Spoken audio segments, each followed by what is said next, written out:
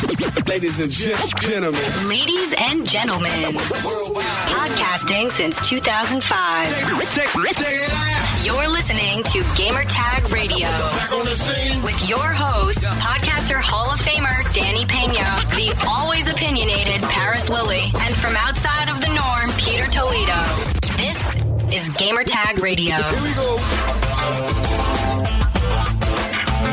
And you're listening to episode 680 of Gamertag Radio. I'm Paris, and this week I'm joined by Pete. What's up, man? How you doing? I'm good. Danny, who has been traveling the world, it seems, is not going to be with us on this episode, so he's taking a well-deserved break. So happy birthday, Danny. We love you, brother. We'll see you when you come back on the next episode. Yep.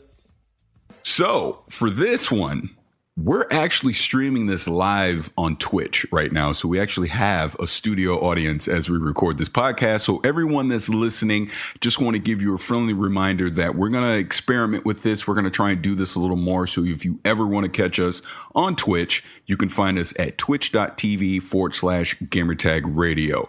And for everyone else, Danny, let them know how they can send us feedback and where they can find us. Send us your feedback or questions. Give us a call at 786-273-7GTR. Email us at fanmail@gamertagradio.com or leave a message on speakpipe.com/gamertagradio.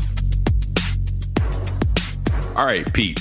So we've been away for a few weeks. Obviously, E3 was crazy. Danny kind of picked up the slack when he was in the Dominican Republic. He did some fantastic episodes over there. He actually was featured on an international show while he was over there. So it's just amazing work by Danny. But you and I, we've had a little free time here. And I just want to acknowledge something really quick. I know we got a lot of feedback, voicemails and emails from people over the past few weeks. Some of it at this point is kind of dated because a lot of it related to E3. And to be perfectly blunt, the rest of it was more Xbox versus PlayStation. And I don't know about you, Pete. I don't necessarily want to really get into that, at least on this episode. Maybe we can wait till Danny comes back and we can address some of that stuff, but I don't want to get into it too much because, to be honest with you, I had one guy that he was like, I never agree with you, but I agree with you this time on the Xbox, and other people mad at Bungie because the alleged, crippling of the Xbox One X Destiny 2 game and things like that. It's like, let's talk about that some other day. I don't want to talk about that stuff. I want to keep this as happy. This is a happy podcast. Let's not talk about those things. No, I 100% agree. Yeah. So we'll come back to some of that feedback, and trust me, we're getting it.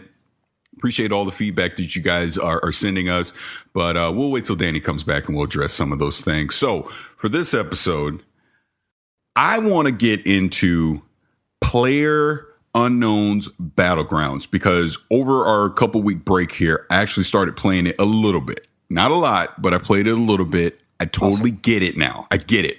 I get why you and the rest of our Discord family are on there 24/7, loving it. I was watching you the other night with Marsha and Doc Adams running through, just causing mayhem, and it's a total blast. So I know there's been some recent news about PUBG. So I know you're the expert on the show. Look, I'm the Destiny expert. You're the PUBG expert, right? So I guess. I guess you could say that.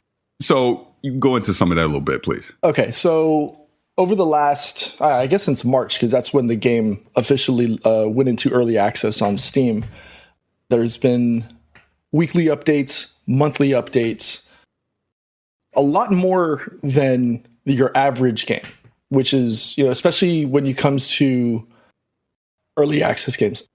Because with early access, it's usually giving the developer time to improve and do minor updates and tweaks to the game, whereas with the case of PlayerUnknown Battlegrounds, their team has been just dropping, whether it's a weekly update, like I said, a monthly update, which is where they do massive updates, and this last one, as Brendan Green had alluded to in our last in our discussion with him just prior to E3, was a server-based update.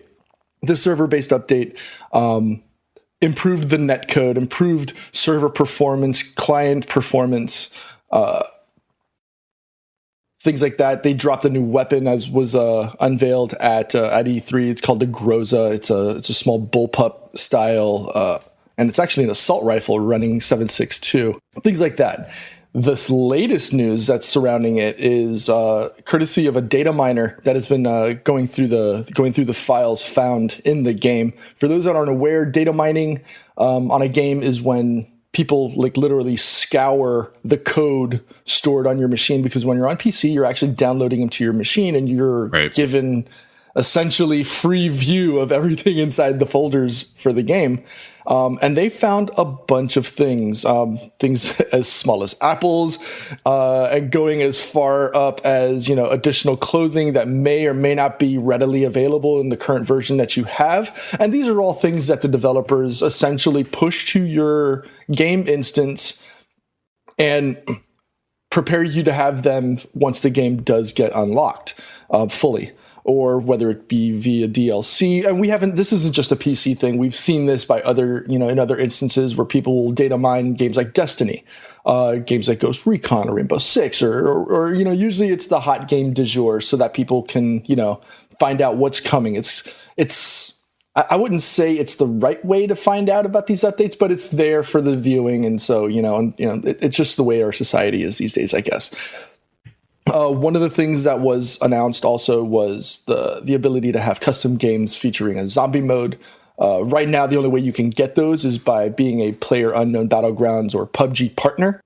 And those are usually, via Twitch and the PUBG Partners Network. So that way you can have a custom game and essentially have free reign. You can actually skin the humans in your instance as zombies. I've seen it so far with a couple of people on Twitch. Most notably, DJ Knight does it, I think, 3 or 4 times a week now. Stody and some of the other major, other bigger known PUBG partners. That being said, we've got a bunch of other insane news coming in there. There's clothing. Like I said, there's like a jacket with like fur. It's really cool. Backpacks, and I kind of want to say a mech suit. This is one of the ones that caught me completely off guard, and I don't know where they're going with that. Who knows if those are going to be things that are found either in crates that are dropped periodically in game, or if those are going to be unlockable via downloadable content. We'll see. That's one of the things that's kept this game separate and apart from most of the other games of this ilk. Whereas you'll typically see, whether it be DLC or what have you, but these are items that don't affect the game, and I really like that component of it, because at the end of the day, it's just clothes, right? How do you want to be seen while you're playing this game? In instances where, hey, I'm not the greatest. And there's been instances where I jump in and I'm dead within a minute. And there's been instances where I get all the way to the end. And that could be 30 minutes. It's just how you want to be visualized. It's your personality essentially being on the screen. So, you want to play or be seen the way you would like to be seen. There's parts in there. There's parts of stuff that are in the game that I still don't have. Like, I'd love to have the coat, which was only available if you bought it very, very early edition. It was the deluxe edition. And it's this really cool leather coat. I still don't have it. I'd like to have it. Brendan, if you're listening or watching, I'd love to have it. So if you want to gift it to me, I appreciate it. But other than that, the only other major news in the PUBG environment has been that they announced that they are not going to be going full launch 6 months after early release. So, or early access. That would have put the full game launch at around September of 2017. They're now pushing it to the end of Q4 2017, so maybe November, December, hopefully a holiday season release. They're doing this in order to be able to fully complement their release of the game. They're not ready, according to Brendan Green. I mean, I think at 170 something hours, I've gotten my $30. I've gotten my $30 return on investment. It's nowhere near me finishing or being done with the game, but I like this. This is something that, I mean, we've seen as recently as BioWare with Mass Effect Andromeda, where the game gets released in a lesser state than it should have been, and I want to use that as the way to say that, not necessarily that it was a bad game, just not to the liking of the environment. And we've seen the opposite with that, with PlayerUnknown Battlegrounds and Bluehole. And I really appreciate that they're taking the time to make sure that they get the right game out to the people. And I'm curious, because they haven't mentioned it, if they're doing this to coincide a full-scale launch side by side with the Xbox One X version, which was the console exclusive. That hasn't been talked about or hasn't been mentioned. I'm sure people are curious about that as well, and I'd like to know if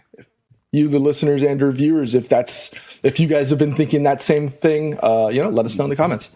Well, I have. You're pretty much spot on with that. It would just make sense that they would get it out pretty much day and date with the Xbox One X, since, in my opinion, probably the biggest reveal that they had at the E3 press conference was the fact that PUBG is coming to console, and it's going to be, at least for the time being, exclusive to Microsoft, to Xbox. I think that is such a huge get for them.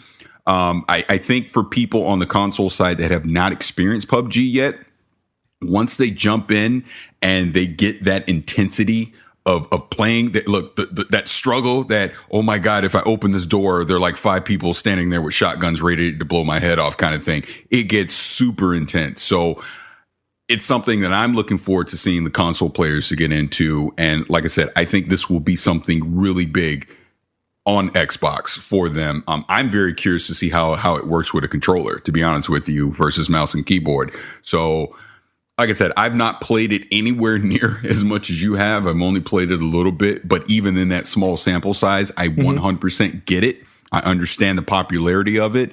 It's literally a phenomenon now. Our Twitter is mostly gamer-based folks, gamer industry folks, and I swear 50% of the conversation is about PUBG.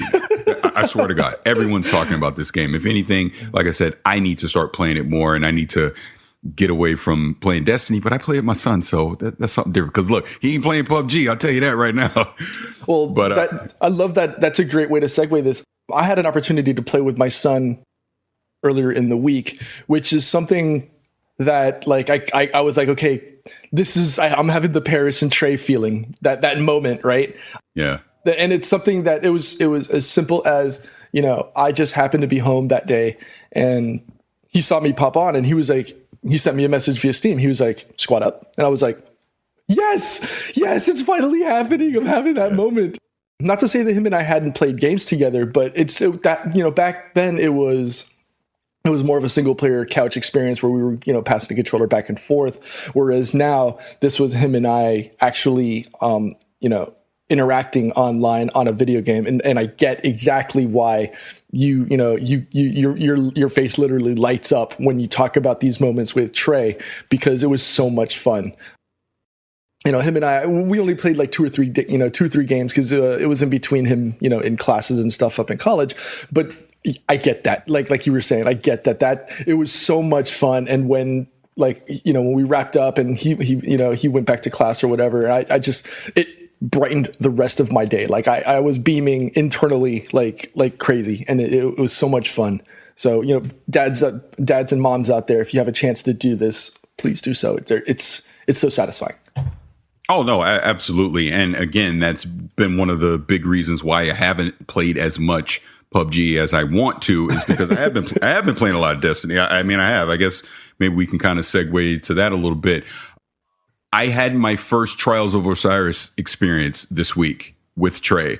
Okay. Good friend of mine from my clan. He kind of Sherpa'd us in, and you talk about the PUBG intensity. Oh my God, Trials. We had that same thing. I mean, the Anus was tight on that one. You know what I'm saying? But it was a blast, dude. We had a lot of fun playing, and I totally get it now. Now it's like, I want to play more Trials. I want to do that too. And it's not like we did anything amazing. I mean, we got to five wins once, I think, but oh my God, the skill level of some of the people in Trials with a sniper is it's sickening how good people are. And if anything, it has just pushed me to want to try and get even better doing that. So yeah, and then again, did it with my son, did it with Trey, 11-year-old Trey. He was in there just hanging with the big boys. And, as a father, that was great to see, that, like I said, I hopped in his backpack a few times and, he carried us along the way. But a lot of fun, man. And like you said, any other parents out there, father or mother, if you're into video games and you get the opportunity to play with your kids, do it. It's such a great bonding moment. And like I said, it doesn't have to be some Call of Duty crazy violent game. It could even be just some simple indie game. But if it has a co-op experience in it, something that you guys can do together, I 100% endorse that, because I'm telling you, once you do it, you will get addicted to it and you will have that twinkle in your eye. And that's the only way you're going to want to play games from that point forward, is with your kids, because it's just an absolute blast.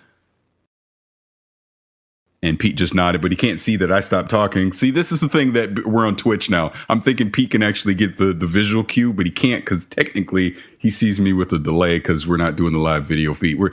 Still technical difficulties working that out. But I do want to acknowledge the Twitch chat right now, because a lot of people are commenting in the Twitch chat right now, and we really appreciate that. Obviously, we're recording right now, so we can't interact with you directly. But this is a lot of fun. So I'll remind anyone again that's listening to the podcast, if you want to check this out, and we'll post this on social media and everything once we figure out a regular recording schedule, that you guys can jump on Twitch and tune in live, and you can be a part of the live experience. You can hear all the mistakes that we make, because then Danny goes in and edits them out. So when it's on the audio, you're like, man, these guys are professional. Look at how great they are. But really, we're terrible because we make a lot of mistakes. But now you'll get to see it. So, Pete, anything else you want to add into PUBG or the conversation that we had before we move on? No, just if you have an opportunity to, and you have the extra $30 now to get it, because that'll keep you open for the next couple of months until they do go launch. It's like I said, it's one of the better early access titles that I've ever seen. You'll definitely get your $30 worth. I mean, at $30, you're literally paying half the price of what the game is going to cost upon launch. And I think it's one of the best supported games from an early access perspective, because you get weekly and monthly updates. You can't go wrong. I mean, typically early access games get minimal support because they're just trying to get enough scratch in the wallet to be able to support the game once it does launch. Whereas you're getting the full on release. I mean, you don't just have one map now. Well, for now you do. But prior to the actual full release of the title, you're going to get another 2 to 3 maps on top of the primary 8x8 island with other weather environments. I mean, they just released a dusk mode and a rain mode. There's just so much fun. And I did something the other day with Marsha and Doc and Knuckles when we were streaming on Friday night, that you can actually take the boat back to the original island that you launch on. And so we just, the circle actually ended up being in that top right quadrant of the map. And so we took off back to the original island, scooped up a bunch of loot, came back with a boat, and we were ready to go. It was good to go. And there was nobody on that island because nobody really goes there in the first place. So I thought that was really, really cool. So if you have a chance, jump onto Steam Early Access. It's $30. Sometimes you can find it for cheap on Green Man Gaming or any of those other code sites, but it's worth it. You'll definitely get your money's worth. My personal opinion. That is awesome. That is awesome. And I just will co-sign that. I highly recommend, if you have the means and the time and the opportunity, definitely spend the $30, hop on Steam, grab PUBG, jump in, you'll have a blast. So before we move on with the show and get into our next topic, let's take a word from our sponsor, Western Digital. And with Western Digital, you're now able to get solid state drives and hard drives to fit your unique needs. When you add the superior performance of a Western Digital solid state drive to your PC, you get blazing read speed so that you can boot your system quickly or load games and other applications in a snap. See, I'm on Twitch. I did the snap finger right there. Combined with the reliable Western Digital hard drive, you can get up to 6 terabytes of storage to keep your games library, direct feed video, podcasts, and more, all in a single place. And for limited time, Gamertag Radio listeners and people on Twitch, pay attention to this. You can get 20% off a Western Digital solid state drive using our coupon code WDGTR. To find out more, go to WD.com/GTR. Use our code WD GTR to get 20% off. Now, Pete, I know we had a little bit of not controversy, but we needed a little bit of correction on what that 20% coupon works on. Can you clarify that really quick? Yes, it's only for the WD Blue and WD Black solid state drives. Okay, so anything from the 256 to the 512 gig models are the only ones that are available on via the code to get the 20% off. I know we've had some of our listeners try and get the larger, whether it be the hybrid solid states, like 2 and 4 terabyte models, but unfortunately those are not included as part of the discount. So you have to get only a solid state drive, which at the end of the day, you really think about it, that's what you really, really want. But it's good to know, and we've actually reached out and spoken with Western Digital and talked to them, and that's actually good feedback for them because it gives them the heads up that there is more market for larger mass storage as well. It's not just whether you're going to put your games on the solid state drive or if you're going to put them on a separate drive. I know there's competing thought concepts on that, but yeah. What you're seeing by my what I call my Yak Tech gaming rig, it's running Western Digital Blue. So I shout out to them for hooking it up for us and for giving us the opportunity to rep them and the discount code for you guys. No, absolutely, and I say it every time we talk about Western Digital now. That 4 terabyte drive, that hybrid SSHD drive that they sent us, clutch. Because I've started doing a lot of video editing and putting stuff on YouTube, and a lot of that assets are 4K.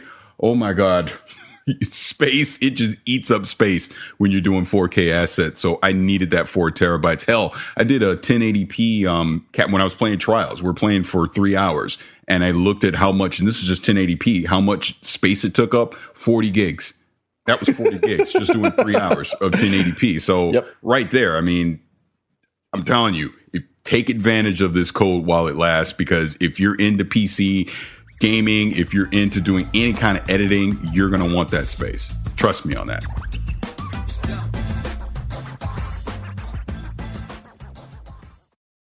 Welcome to Play It, a new podcast network featuring radio and TV personalities talking business, sports, tech, entertainment, and more. Play it at play.it. Check it out. You're listening to Gamertag Radio. So let's go back into the show and let's talk about my favorite topic. I'm looking right in the camera. My favorite topic, Destiny 2. Here we go. So look, it's slow because it's the summer, right? So there's not a lot of gaming news, but obviously IGN, they're doing their IGN first this week, and they're going to do it next week. And they're talking a lot about Destiny 2. And Bungie actually came out in their weekly update, and they detailed out the Destiny 2 beta, the dates on it, what you can expect in the beta, etc. And like I said, in IGN first, they showed off the farm, which will be the new social space. And then they had a video interview with, not even an interview, but just a video thing with Luke Smith and Mark Noseworthy, kind of talking about their vision for Destiny 2. So, Pete, I'll just kick it off by saying this. With the Destiny 2 beta, PlayStation Early Access is going to be July 18th. Xbox Early Access will be July 19th. And then the open beta starts on July 21st until the 23rd. So it looks like basically I played a lot of this already at the reveal event in E3. We're going to get that homecoming first campaign mission, that vertical slice of it, because it's not the whole thing. We'll get to play the countdown PvP mode. Control's going to come back. There's going to be 2 PvP maps that we can play. And the Strike, what is the Inverted Spire, which is on Nessus. We'll get to play that, which, trust me, that's a lot of fun. You guys are going to like that Strike. And then on July 23rd at 10 a.m. Pacific for an hour, they're opening up the farm. And they basically want to stress test it. So they want to get everyone to go in and just see how many people they can hold in there without breaking anything. And I was reading on Reddit, it sounds like they're upping, because like right now in Destiny 1, if you go to the tower or the reef or something like that, it's 16 players. They're upping it to 26 for Destiny 2. Wow. And also the farm is going to be an ever evolving space. NPCs will come and go. depending on your story progression, things like that. They're going to have many events that you can do inside of the farm to, like little games or whatever. They're going to have that soccer thing that you can play. And there's chickens running around. I guess one of them's named Ralph now. So, hey, for people that are into that, that'll be something interesting to see. But I say, regardless, July 18th, 10 a.m., I will be on Twitch streaming it with my son. I'm going to capture a bunch of gameplay, and we'll have a lot to talk about it here on the podcast, and planning on doing some videos on it as well. So, Pete, what are your thoughts on everything we've seen so far with this Destiny 2 news? I'm anxious. I'm actually the hype is actually slowly building. It didn't hit me until just earlier, just a few days ago, actually, because we were our chat about it in the Discord server where I showed my hype train ticket. It hadn't hit me that it's this close, that it's literally, as we record this, it's 9 days away. It's just over a week away. Actually, I have to get working on finding where my beta code is to access it, because I did pre-order it on Amazon as soon as it was announced. I will be on PlayStation 4, so hopefully I can sneak in a Gamer 4 with you. Jumping Trey's backpack. Hopefully he's been going to the gym with you and getting them squats going, because he's gonna have to carry a bunch more than just you.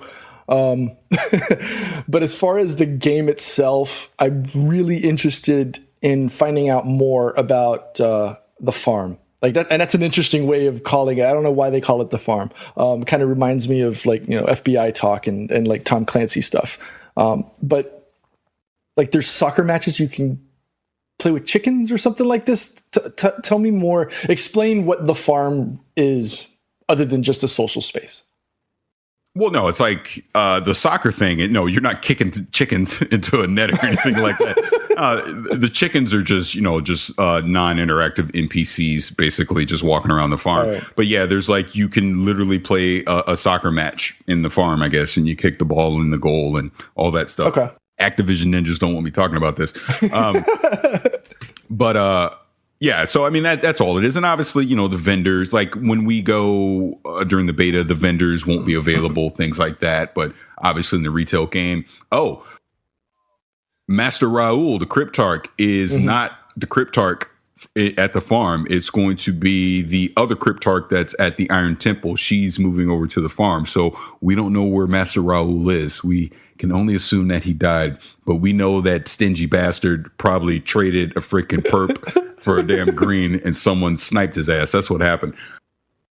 But no, I mean, it's just it's just simple social space. They're just trying to add more interactive things to it to kind of give you more things to do in a social setting versus just shooting monsters in the face the whole time.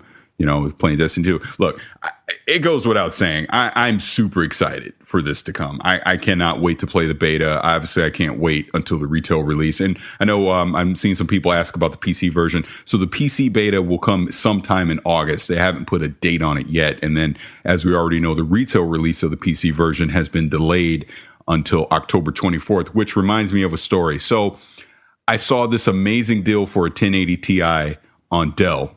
And it was like $630. I was like, screw it, I'm getting it. Ordered it. I'm all excited. 2 days later, sorry, sir, we've canceled your order. I was like, gosh darn it. See, I knew that was too good to be true. So I didn't get a 1080 Ti. So look, poor me. I'll have to stick with my 1080. But I'm excited to play Destiny 2 on the PC as well. I'm just curious to see if the 1080 will be able to do it in 4K and 60 frames. So I mean, we'll see with the beta, so I can start testing some of that stuff out. But like I said, overall, I'm excited for the game. I mean, my son is dying to play it, because at least I've been lucky enough to have the opportunity to play it a couple times already, so I know what to expect in the beta. Mm-hmm. But my son is, oh my God, every day he's asking me about the beta. When can he play it? When can he play it? So like I said, July 18th, 10 a.m. Pacific, I'll be online with him. We'll be streaming it on Twitch, and it'll be a lot of fun. So I hope you guys come check it out. Yeah, I'm looking forward to it. It's slowly building within me, so I can't wait. I'm interested in seeing the graphical difference and just the experience. I actually need to set up a controller on my PC now if I'm going to be doing that. Which reminds me, I don't know if I'm going to be able to. I should be able to. It shouldn't be that difficult, because I've literally become a dedicated PC gamer over the last couple of weeks. As I leave the consoles in the back, but I need to fire that puppy butt back over there and make sure it's updated and ready to go. Yeah, so I'm looking forward to it. I'm interested. Yeah, I would just say for PC, for keyboard and mouse users, I mean, it's pretty much standard layout, keyboard and mouse. It'll take you a second to get used to, activating your super and, switching over to your heavy weapon, things like that, which is a little different than the norm.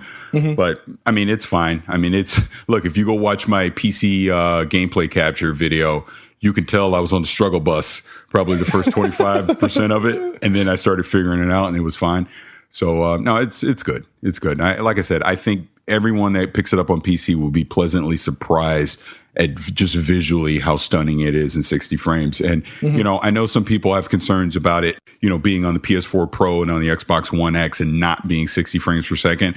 I'll just simply say that is a hardware limitation on both systems because they're using those Jaguar CPUs.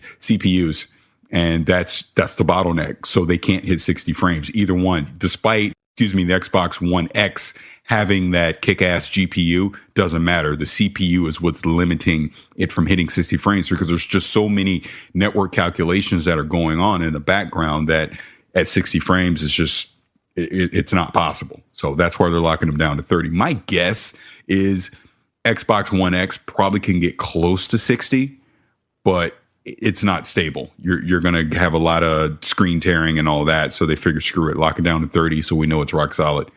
Which, look, as a console gamer, we're just simply not there yet. And that's what we need to understand. It's not going to be until, if PlayStation 5 and whatever the Xbox beyond this one is going to be, if they're not doing 4K 60 frames per second, what the hell are we doing? Seriously, because at that point, we know the next NVIDIA GPU and the next AMD GPU that comes out will do 4K 60 in its sleep because the 1080 Ti damn near does it right now. So once we get to like 2020 and these next consoles come out, I'm of the belief they all better be doing 4K 60 or we might as well stick to what we have right now. What's the difference, right? So, Hey, look, that's my negative console talk for this episode. I'll be quiet on that now. Yeah, that it kind of strikes a nerve with me that it's not there yet. But like you said, it's not something that we have any control over. It's not something that the consumer can go and just readily upgrade. And that right there is the defining line between, playing in the PC master race market or going with, with the console. With the console, at the end of the day, it's a minor limitation where you're not able to upgrade and give it the more horsepower to be able to get to that. But that just level sets that market space. So you have to understand it comes with getting a console at that point just comes with the territory of you can't just throw frames at it. You can't throw, GPU at it. You can't throw CPU. You can't throw extra RAM at it. You can't, you might be able to, throw in, a solid state drive or something like that in the case of the PlayStation, but it's not going to improve the performance of the game real time. So it is what it is. And like you said, that's the last I'm going to talk about that as well. But I think they've made great strides. And future iterations hopefully can bring it all closer. And I think that might be the defining line as to why they're not doing the whole cross-platform situation of, going Xbox Live versus PlayStation Network versus Steam Online. Hopefully, within our lifetimes, we can actually get that experience where it doesn't matter what piece of plastic you're on, whether you're on a $3,000 Yak Tech gaming rig or you're on a $500 console. Hopefully, we can all get to that experience where we're all playing online. It doesn't matter what piece of plastic, whether you're on controller, whether you got a keyboard and mouse, whether you got a headset on, or you've got the whole room that's a VR AR experience. Hopefully, we get to that in our lifetimes because I think that is the future of where this industry is headed. And I think I can't wait. I hope to be able to experience it. No, agreed. I hope to be able to experience it too. I'm not as optimistic as you are that that's going to happen because money talks. And hey, we're seeing it already. I mean, PlayStation has zero incentive to do crossplay, even on something like Rocket League, because their mindset is we're the leaders in the clubhouse. If you want to play a game, Come play it on our system and our system alone. We don't want you interacting with other people. And, that's their prerogative. They can do it because, they're clearly, like I said, the leader right now in the console space, whereas Microsoft is not. So they're going to be more open to experiment and do different things like that. Real quick on that, since we're kind of talking about this, I guess we might as well get into this a little bit and then we'll wrap it up and get out of here. So did you see that Anthem is, Anthem was obviously the big game from BioWare and EA, which is kind of a shared universe shooter experience similar to Destiny, right? Yep. That was the game that they showcased at the end of the Xbox E3 media briefing. It looked beautiful, no questions there. But it's come out now that it is not doing, and I'm doing air quotes, and at least the chat room can see this, native 4K on Xbox One X. In your opinion, is that a disappointment, or does it even matter at all? I think at this point, I can't believe I'm going to say this. I guess I'm starting to agree with Danny. But as long as the experience is great, I don't think it should matter. Being the techie early adopter guy, yes, it should matter. I want it to be as crisp and as detailed and with no screen tearing. And I want to be able to shove all of my settings to ultra and play in beautiful 4K. So I'm on the fence. It shouldn't make a difference.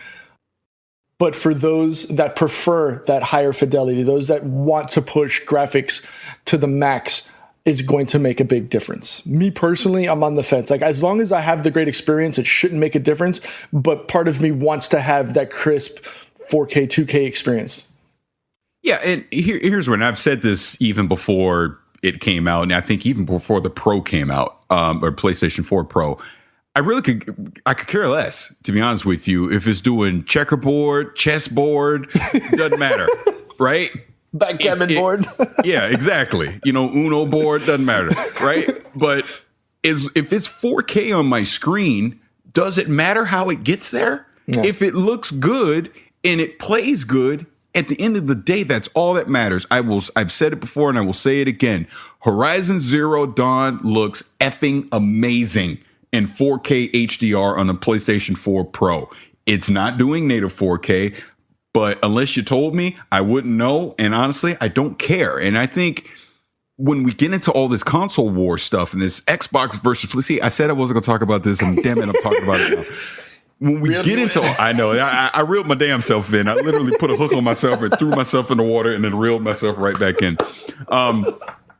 But when we get to this stuff, this is why I get so salty and grumpy about it. Because look, number one, is your money. Spend it however the hell you want to spend it. It is not up to what I say, Pete says, Danny, or anyone. If you want to drop $500 on an Xbox One X, God bless you. Go do it. Knock yourself out and have fun with it, right? But it's your money. The games on it are the experiences that you have paid for, that you want to have. They're going to look amazing. And on the flip side, if you don't want to invest in Xbox, you don't want to invest in a PC, and you pick up a PlayStation, you want to get PS4 Pro, trust me when I tell you, you're really not missing out on anything, because the games look and play great over there too. And that's the whole point that I try to make to all these people that get so personally invested over it, which just blows my mind. Why do you care what someone else does? Seriously, why do you care? It's your money. Spend your money on what you want. That person is going to spend their money on what they want. Play with your friends who are like-minded and want to do the same things that you want to do. It shouldn't matter what. If I don't own an Xbox, and I have not going on 2 years now, right? I've never understood that. Yeah, I've never understood it either. I have not owned an Xbox in almost 2 years at this point, right? And people to this day still get mad at me because I don't have an Xbox. And I say, hey, they made Xbox Play Anywhere, which means if there's an Xbox game I want to play, I'm going to go play it on my PC. Yep. So why does it matter if I don't have the piece of plastic under my television versus I'm just getting it through my PC? And then people get mad like, oh, you love PlayStation. It's like, no, I like games. So of course I'm going to own a PlayStation. I have a Switch. Own what you want. Enjoy what you want. Don't worry about what other people do. And going back to all the voicemails and stuff we got, that was 90% of them over the break that we had, which is why I didn't want to just play all of them this week, because they're basically saying the same thing. People on one side or the other justifying their purchase. And at the end of the day, you don't need to justify anything. Just enjoy whatever the hell you want. Period. That's why, look, I talk about Destiny 2 all the time because guess what? I like freaking Destiny, and I don't care what anyone else thinks because it's what I like. I like Destiny. I like Gwent. I like Witcher. I like freaking Fallout, etc.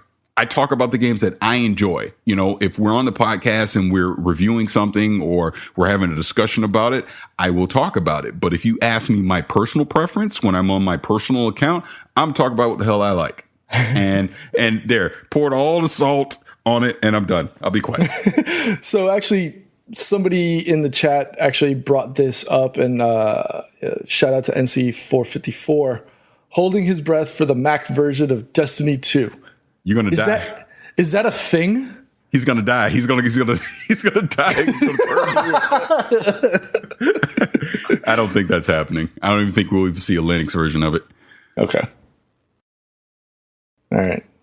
Yeah, that was the only thing. So I'm done ranting. Anything you want to add to that before we get out of here? No. I think shout out to you for helping get this setup thing going. I know Danny and I have racked our brains. We've all individually racked our brains, but shout out to the Voltron squad, as we like to call it.